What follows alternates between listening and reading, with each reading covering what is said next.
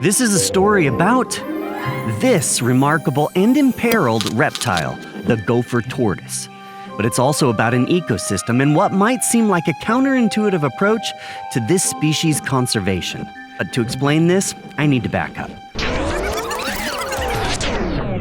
All of this started when we were getting a tour of this longleaf pine forest, a great example of tortoise habitat, and the director said this. Our goal is to keep them off the list, because if it's on a list, that's bad news. We want to keep things off the list and have healthy, thriving populations. In theory, if a species is listed under the Endangered Species Act, it's given federal protection, and efforts are made to save them and hopefully make their numbers grow. So while it makes sense that you would want thriving populations, some people think biologists would want them listed so they'd get a little support. But currently, the listing process for these tortoises is on hold, which is giving biologists time to work as a team, proactively, to ensure they no longer need listing. And more importantly, biologists are finding that saving these turtles may actually be easier if they aren't listed. But to understand the specifics of how this might work, Haley and I first had to take a deep dive into the biology of this tortoise and the ecosystem that it thrives in. I know what heartbreak feels like. I know I've shed some teardrops. And that journey starts right here in one of the most pristine longleaf pine forests in the world. Given that gopher tortoises thrive in longleaf pine habitat, which once spread over 93 million acres but has now been reduced to less than 5% of that range today, this seemed like a great place to start. We came here in particular to meet up with these two biologists who were part of a larger team effort looking for good populations of gopher tortoises and good habitat for them to aid in their recovery. Our first goal was to find the burrow of a gopher tortoise. Fortunately, they knew of a great location here in this forest that was recently burned. Burning, I should add, that both gopher tortoises and longleaf pines thrive in. The next step? See if there's a gopher tortoise inside by using this high-tech camera attached to a long hose. Stuffing it down the hole gives us the ability to see if there is or is not a tortoise within. And this setup is because the camera has to reach a long way in, given the burrows can be up to 40 feet deep.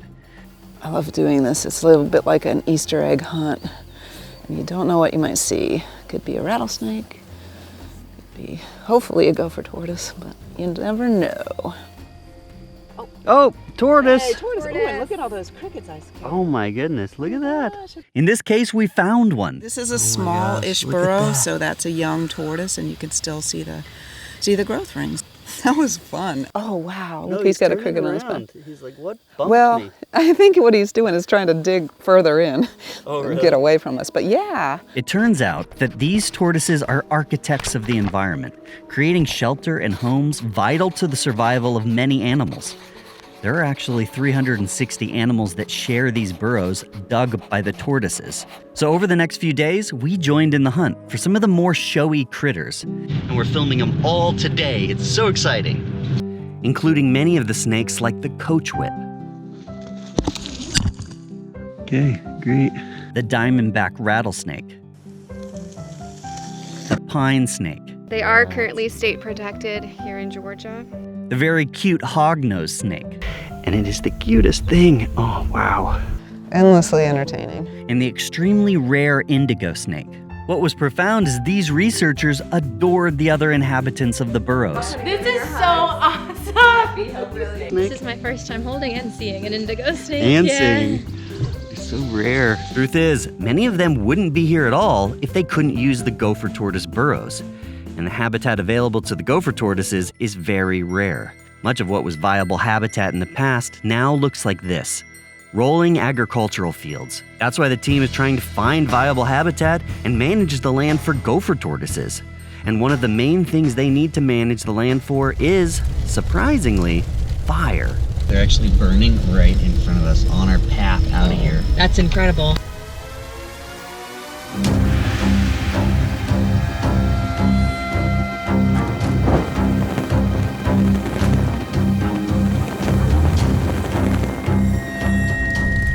Fire is essentially what maintains this longleaf pine forest, and here they burn a lot. They're basically taking these ATVs and driving around this little block and lighting the fires with a little drip torch off the side of the ATVs. This is the fire we're talking about that is needed all over this landscape. Although it may be hard to believe, this is how much of the U.S. was in the past. Lightning would ignite the undergrowth and burn for hundreds of miles. Native Americans also used fire. They'd burn often to make it easier to hunt, travel, and protect their homes. To keep and grow these forests, you need good, frequent fire. Here, they burn about 25,000 acres every 2 years. The fire-dependent plants here understandably need fire. They need this right here. And all of that greens up very fast. In fact, we found that even more evident visiting sites 1 day, 1 month, and 1 year after a burn.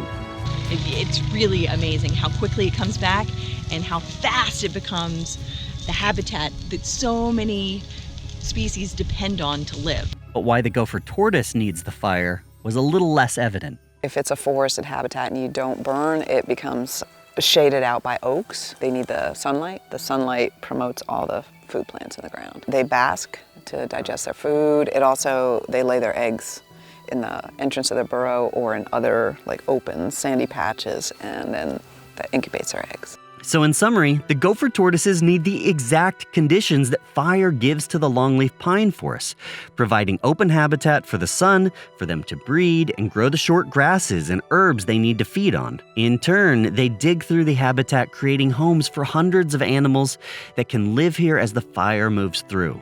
So the tortoise is essential to the diversity, and clearly fire is the one thing everybody kept coming back to.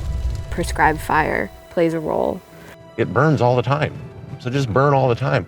Put simply, helping the gopher tortoise is all about getting more habitat for them and getting more fire back on the landscape, something that takes a lot of work.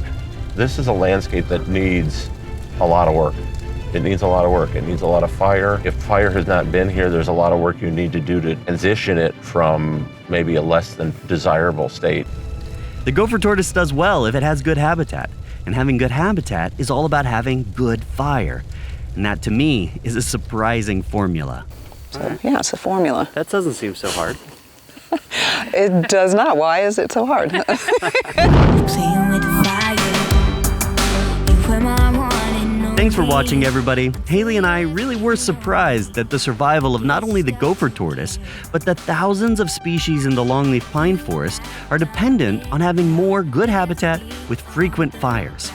If you were surprised too by this, let us know in the comments below, and share this with somebody who lives, well, right here, where the longleafs used to be. It's a great conservation message and something everyone should hear.